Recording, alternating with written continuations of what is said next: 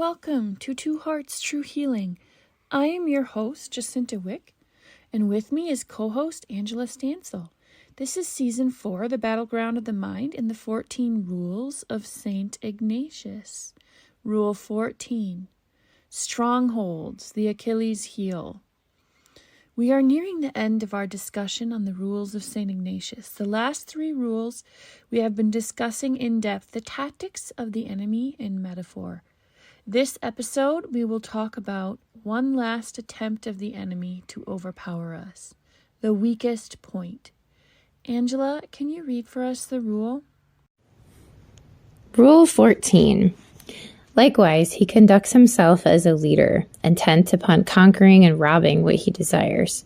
For just as a captain and leader of an army in the field, pitching his camp and exploring the fortifications and defenses of a stronghold, attacks it at the weakest point, in the same way, the enemy of human nature, roving about, looks in turn at all our theological, cardinal, and moral virtues, and where he finds us weakest and most in need for our eternal salvation, there he attacks us and attempts to take us. In physics, an object is only as strong as its weakest point.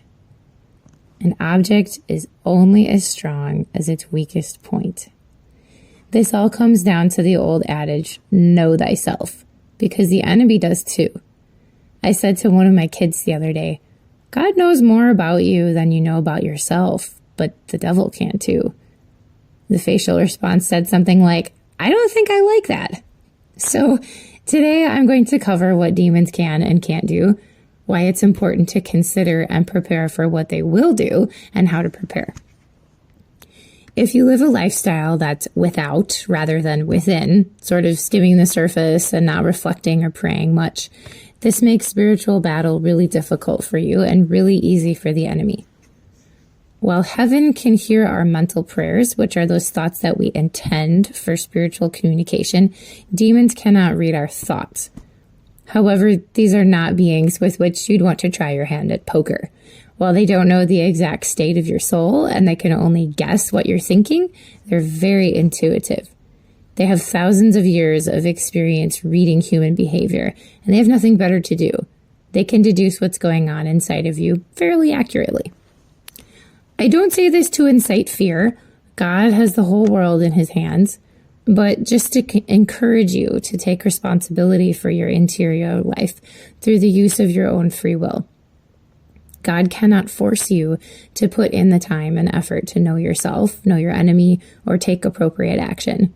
And the whole reason we want to take action isn't merely to avoid hell, but to be free to embrace our Father in heaven and to encourage others to do the same. He attacks our weakest points, the enemy, and so we can prepare wisely, reducing the damage done and even avoiding it completely. Ignatius implies in this rule that we need to strengthen our weak points. This is a way of living, a refining step in discernment of spirits, not a one-and-done event. It's one way to illustrate how we are working out our own salvation with fear and trembling in the letter to the Philippians 2:12. I don't mean to encourage scruples, just a humility that doesn't assume salvation, and a patience that accepts the long haul. The door to heaven is opened at baptism, and we spend the rest of our lives deciding daily if we will walk through it. This goes back to Rule 13 a bit, where we need to talk to the right sort of spiritual person for counsel. Someone who understands the tactics of the enemy can usually also help you look at the theological, cardinal, and moral virtues, learn about your weaknesses, and suggest different things to help with them. St. Paul says, when I am weak, then I am strong. How? God allows these attacks so that we do something about the places where we lack virtue. He is always waiting to extend his graces to us, but much of the time he waits until we see that we need them and ask for them. He's not a vending machine, impersonally helping us to everlasting life. No. Heaven is where we experience the beatific vision, where we stand before the face of God in a completed and perfected state. We are made for eternal relationship, and the things we need to do to get there are done through and in a relationship as well. So we examine where we lack virtue, ask for that virtue, accept that grace, and practice and employ that virtue. We seek to walk in the light of God, loving and serving Him and neighbor. Along the way, we will meet times of desolation and temptation, but those are purposeful because they help us see what our next step of training is as soldiers of Christ. We're running the race with heaven cheering us on, and we're running alongside our Christian brothers and sisters in fellowship, helping and being helped. This season, we've been walking through the Ignatian Rules for Discernment with the book written by Father Timothy Gallagher titled Discernment of Spirits, an Ignatian Guide for Everyday Living. In his chapter on Rule 14, he has a few examples of people who were working on identifying and strengthening their spiritual weaknesses, because the things that bring about desolation are different from one person to the next. One example deals with a person who has a tendency to overwork herself. Father Gallagher doesn't necessarily focus on naming a virtue that is lacking, but rather on taking time to reflect and pray so as to uncover the pattern that leads to, in this case, being overworked to the point of spiritual desolation. We've mentioned this in other episodes. While Christianity is truly a radical lifestyle, we only embrace an extreme if we've discerned it is willed by God. I often tell my kids, especially when they're really young, too much is not good. It's true here. Another example from Discernment of Spirits highlights how temperament and virtue are related. The person's emotional reactivity is easy to exploit. She is just as easily filled with happiness and excitement as she is with discouragement and fear. Every temperament has aspects of it that can be exploited. No one gets off the hook there. Maybe you're really good at charging forward and getting things done, but you lack patience when things aren't going the way you'd like. Maybe you're super fun-loving and good at cheering people up, but then lack a bit of prudence when it's time to get something done. Maybe others tell you you're a great mediator, yet you know there are times when you people please instead of standing up for what's right. Or maybe you feel your emotions very deeply and are capable of great compassion, but you have a really hard time letting go of something that happened decades ago.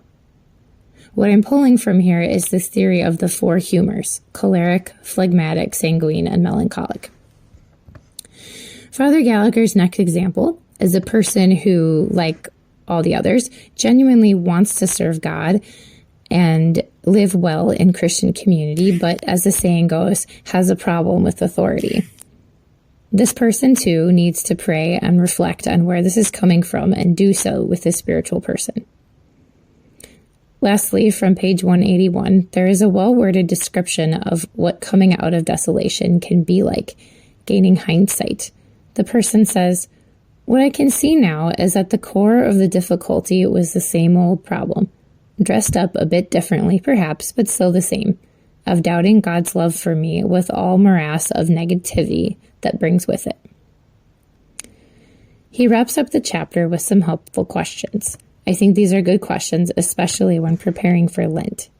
These start on page 182, and I'm going to add numbers to them. Number 1. Is there some situation that frequently discourages me? That frequently strips me of my spiritual energy? Number 2. Are there circumstances in which I often become afraid, become worn out, in which I feel spiritually helpless? Number 3, is there one recurring way in which I find myself spiritually weakened? Number 4, does one thing seem to diminish most my energy to love and serve others? Number 5, is there something that habitually disheartens me in prayer, that causes me to doubt God's love for me? And number 6, is there a repeating pattern of these experiences? So I'll leave you with a quote from page 183 of the book.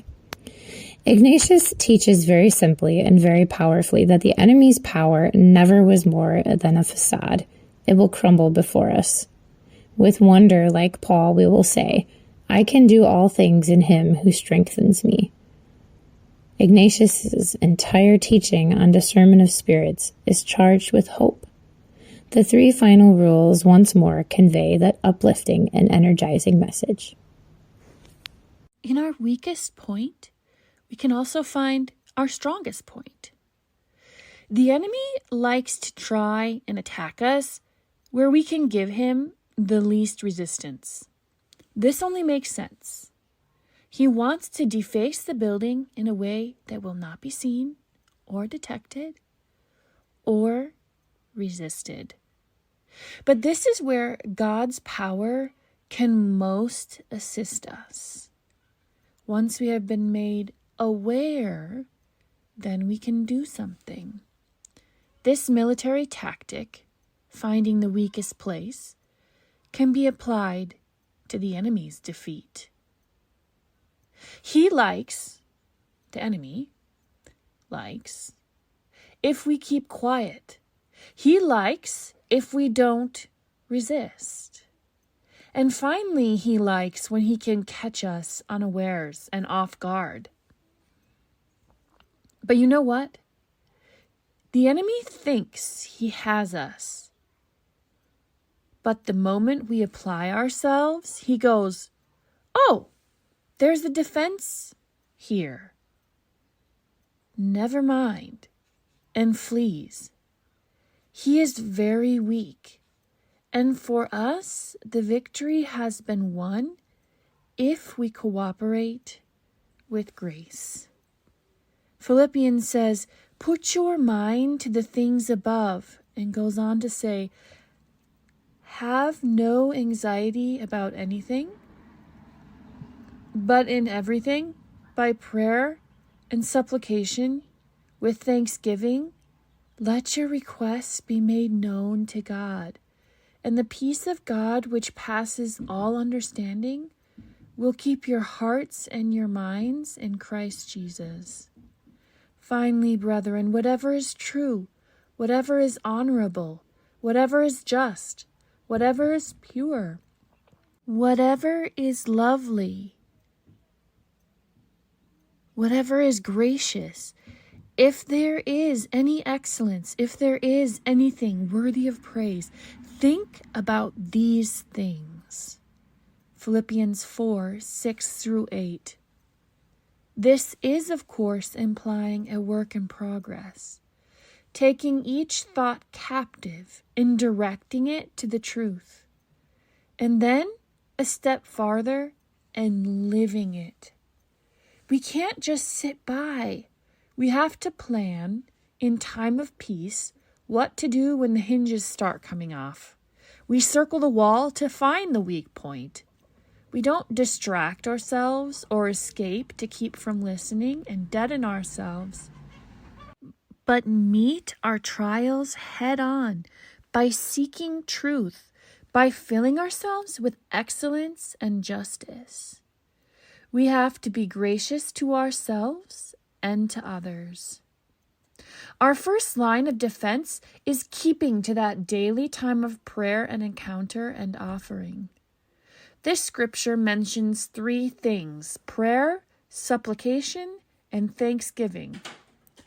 This trifecta is pretty powerful. Saint Ignatius says in earlier rules something pretty similar, with prayer being first and fasting and study examination. This brings a peace out of this world. Sometimes it can get a little exhausting to look at all these trials and get a little too focused on the work or the deed versus the person, the why and the where, and not just the how.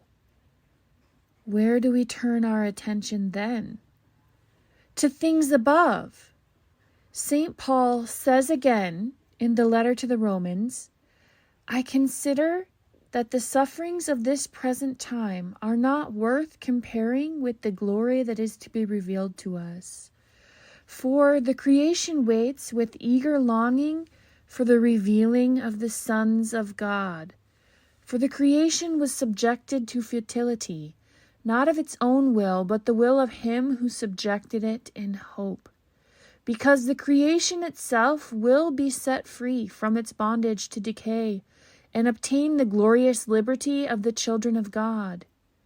We know that the whole creation has been groaning with labor pains together until now, and not only the creation, but we ourselves, who have the first fruits of the Spirit, groan inwardly as we wait for adoption as sons, the redemption of our bodies. For in this hope we were saved. Now hope that is seen is not hope, for who hopes what he sees? But if we hope for what we do not see, we wait for it with patience. Likewise, the Spirit helps us in our weakness, for we do not know how to pray as we ought, but the Spirit himself intercedes for us with sighs too deep for words. And he who searches the hearts of men knows what is the mind of the Spirit, because the Spirit intercedes for the saints according to the will of God. Romans 8:18 through 27. So our weakness can become our strength. That doesn't mean it will. That depends on our response. Waiting is hard. Suffering hurts. As humans, we don't want it. That's just the human experience. But we can find peace and fulfillment in it. Not by avoiding it, not by burying it, but embracing it. Facing it squarely by the methods we are learning and putting up a solid attempt at going the opposite direction the enemy suggests to us. Engagement, surrender to the act of providence, and slow cooperation with grace. We can't change overnight. We usually marinate slowly. But God can do anything. We just need to open ourselves to his grace and goodness and see with wonder where he heals. This takes patience, awareness, action, faith, hope, love, and cooperation. Oftentimes it is different than what we expect, and all the time he brings goodness. Are you struggling in some way? Can we help you? Contact us at prayer@twoheartstruehealing.com, or do you have a question or a comment? Email us at twoheartstruehealing@outlook.com. You can always connect with us online on Facebook, YouTube, or Substack. Until next time, go with God.